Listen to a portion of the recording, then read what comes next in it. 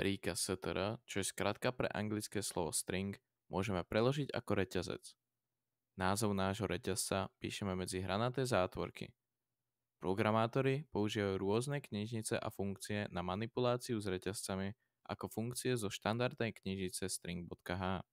Napríklad str len na zistenie dĺžky reťazca alebo str cpy na kopírovanie reťazcov. Tento program požiada používateľa o zadanie reťazca, načíta ho do pola a následne vypíše obrátený reťazec. Max size hodnotou 100 predstavuje maximálnu veľkosť reťazca.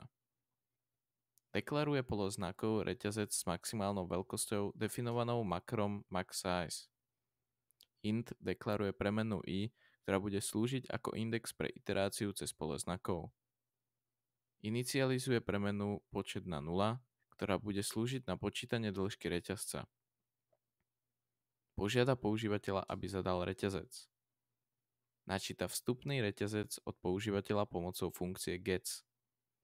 Funkcia gets v jazyku slúži na načítanie riadku textu z klávesnice a uloženie ho ako reťazec. Skrátka gets znamená getString.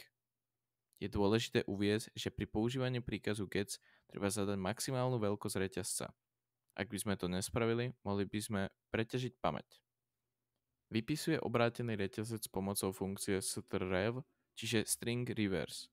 Je potrebné si všimnúť, že táto funkcia nie je súčasťou štandardnej knižnice jazyka C, preto by sme mali pridať príslušnú knižnicu.